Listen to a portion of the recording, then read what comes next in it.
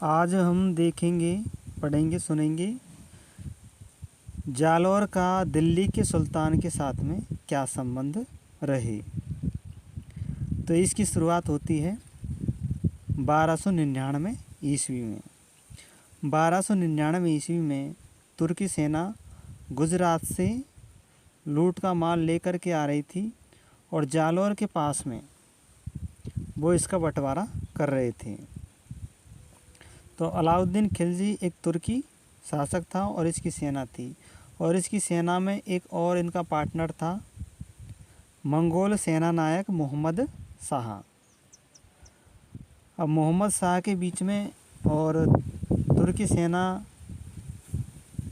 इन दोनों के बीच में कुछ मनमुटाव हो जाता है और मोहम्मद शाह अपनी जान बचा करके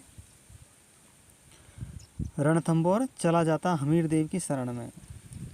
अब ऐसी स्थिति को देख करके जालौर का शासक कानड़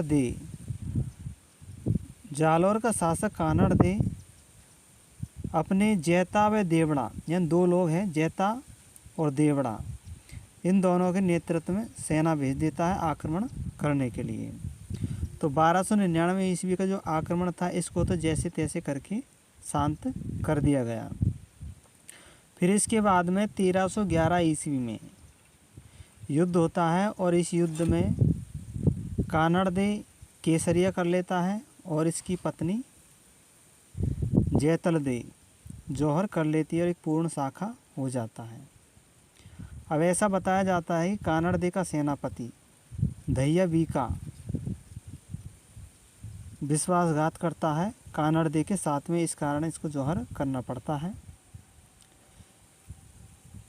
जब अलाउद्दीन खिलजी के नेतृत्व में आ जाता है जालौर, तो इसका नाम बदल दिया जाता है जलालाबाद, और यहाँ पर एक मस्जिद बनाई जाती है जिसका नाम है तोप मस्जिद, और यह राजस्थान की दूसरी मस्जिद है।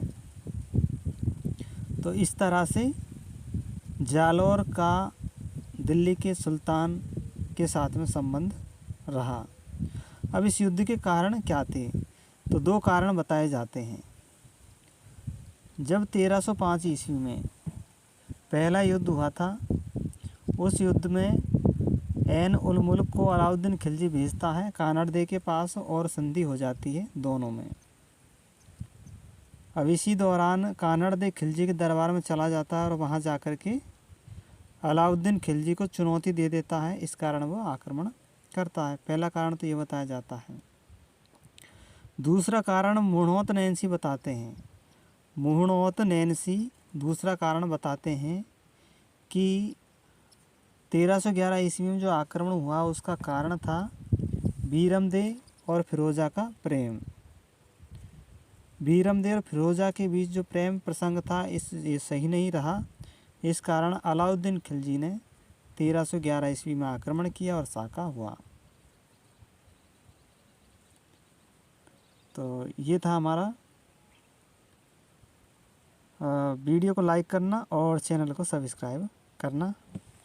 धन्यवाद।